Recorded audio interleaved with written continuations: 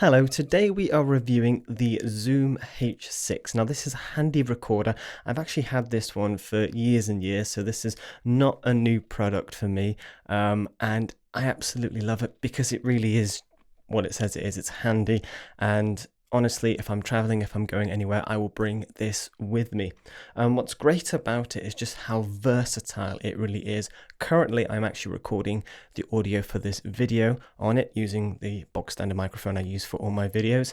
As you can see from the second angle, bit of a different one this time round. And you'll notice it might be a little bit of a weird sort of setup. I don't know if you want to call it weird, because I've actually powered it through a power bank, and this is just another thing that just adds to the versatility of this machine. But we'll first talk about the product itself, break down the different bits and bobs that it can do and the things you can do with it, and then we'll talk about the things I like about it and then the things I don't like about it. So to begin with, the H6, this is kind of what you get in the package right here. You get this little plastic box, which, you know, I was a bit skeptical at first, I remember, because people were saying, they don't like it too much, but I really like it. It's solid, it's easy to carry everything in with it, and of course when you open it up, you get a couple of things with it. Of course you get the Zoom H6, but you also get two capsules, which are these little things here.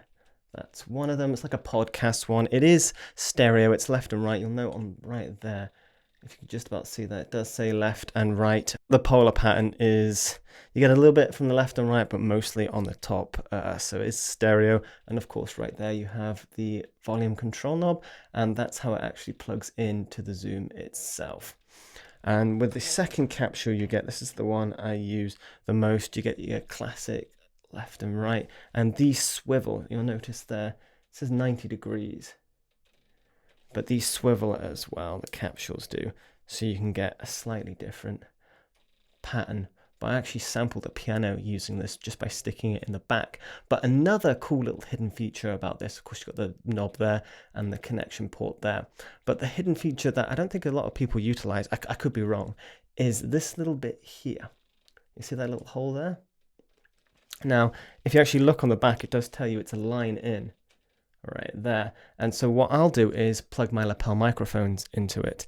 And especially if I'm on the go and I need an audio solution. I know when I was on a boat and I wanted a lapel mic solution, I didn't have it on the camera because I had a shotgun microphone on it. So I plugged in the lapel mic into the side of this capsule and used it to record that audio. But the capsules won't work. So if you use the audio from those two bits at the top won't work, but the volume, of course, that will control the gain, I guess is the right word. But these plug in very simply on the top.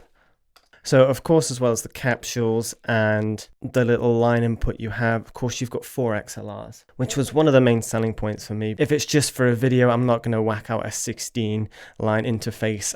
You just want a nice sound. So 4 inputs is really nice to have, especially if you want 4 lapels with XLR inputs, or if you're recording a small band. There's a number of different solutions. So the fact you've got 2 on each side XLR inputs, as well as the bit on top, you can actually get an extra attachment which adds another 2 XLR inputs, but they won't have phantom power. So it's like a little bit you plug on top one of these capsules that allows you to have 2 more XLR inputs. But as I said, no phantom power. While with the 4 you can control, there is a dampener, a pad as well, minus 20 dB. You've got all your bog standard buttons. As you can see, I've got the capsule turned on right now, left and right. You can separate them. I normally have them as a stereo. I've got one on right now because that's what I'm recording with. Little red light there saying that I am actually recording, and of course you can turn them all on. You can join them together as stereo pairs by holding the 2 buttons down, and that's just the stuff on top. On the side, you've noticed other little buttons. They help for moving through the menu and other different bits and bobs there. On the other side, you've got a headphone input, SD card slot, which I've absolutely wrecked over the years, volume up and down for the headphone jack, and you have got a hold button which locks everything into place. So if you knock a button, it holds it really nicely, and of course your power off and on, which I'm not going to knock. Finally, on the actual front bit, you've got a remote thing which you can plug the remote control in right there, as well as a line out, so you can actually feed this directly into your camera or other device, which is really nice, and something to stick like a strap if you want to stick it around your neck. On the back, you'll note a place for batteries. I am currently not using it with batteries. I'm using it with a power bank. You can control it via either plugging it into a wall, or personally my favorite is using a power bank because it's infinite. I think I literally just left this in the corner one time on a session, and it went for like 12 hours straight, and I don't even think I knocked a bar off your power bank. Really, that's dependent on your power bank, but you can plug it into the wall, 5 volts, so just about your old standard phone plug would do it. And of course, it's got the little bit as well to plug it onto stick it onto a not a mic stand, stick it onto a camera stand there. So very versatile, a really small package, but packs an absolute punch. And as you can tell from at least the XLR audio input, you actually have this really good audio quality, and with a little bit of processing, I just knock on the usual stuff I do when I use my Mo2 M4.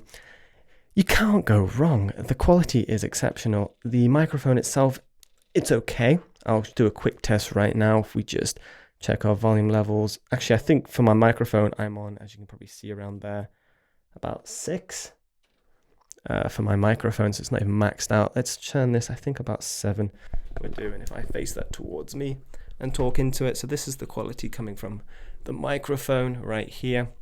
So it's not terrible, it's not bad, it's stereo, which is really nice. So especially if you want to just record a general crowd, I use it for all my field recordings. Absolutely love it. Great little microphone. One other thing I should mention as well, this does work if you plug it into a computer as an audio interface. If this is the only device you have, you can just plug it in and record audio directly into your DAW. You can use it as an SD card reader. You can power it from your computer as well. I kind of just meshed everything a little bit together there about the good, the bad, and the features. I must admit, I absolutely love it for its versatility. I've said that 100 times probably already in this video. I like the fact that just about anything you want to do with audio, you can practically do with it, from plugging in microphones to just using the inbuilt microphones. You can have it as a small package or create a larger package with this at the center. It's just great for throwing in your camera bag, just throwing in your bag on holiday. And for field recordings, it's a lifesaver. As I said, I just throw it in my backpack because it's such an easy and small package, and especially with batteries that shrink it down even more. I think it only lasts for maybe 2 hours. It's been a long time since I've used it with batteries, but it doesn't last the longest. I think it was about 2 hours of continual recording. It does shrink the package down. I think it's 4 double A's. I think there's only one way really to show. There you go, 4 double A's in there. And surprisingly, it's quite light without the batteries. But as I said, just carrying that and that together, especially as I could charge my phone. Everybody these days really carries a power bank, so it's not hard just having an extra cable and plugging it in. It is the old micro USB cable. It's not USB-C. I know there's a newer model, so I don't know if they've updated that to USB-C. I don't think so. But come on, just about everyone carries a power bank. If you don't, you really should. Super handy on long journeys. There is a load of built-in effects as well. You can add limiters, compressors to each individual channels, and a little bit of EQ, high pass, low pass filters, nothing too over the top. Recording wise, you can do 48, 44. I think you can go up to 90. Is it 96? Which I don't see the point of recording anything above 48 with 24-bit. Although I think currently I'm just doing 44/16, of course, because of space as well on the SD cards. I think the one downside that I don't really like about it is the way it records things. When you put your SD card in, I think it creates like 10 different folders, and then it does everything by date within it, each individual folder. So you got to select the folder. You can't rename stuff. Even if you do on the computer, it will just remap it in.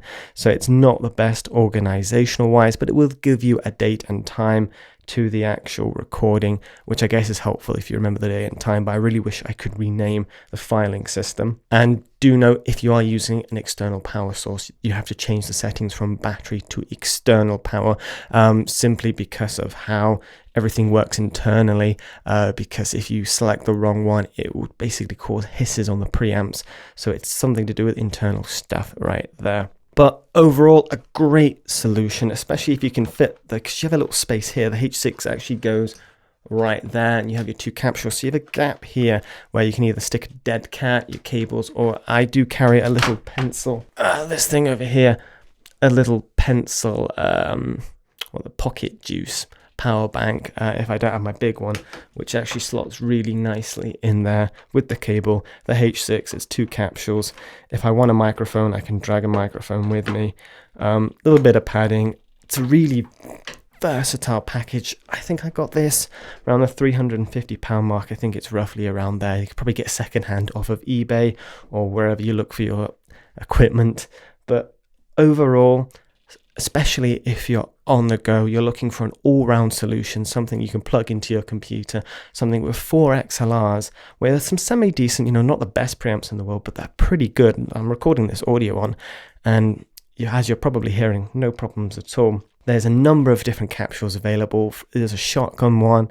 There's, of course, these two. And I think there's even more as well. They keep adding to it with that connection port. But thank you so much for watching. I'll see you in the next video.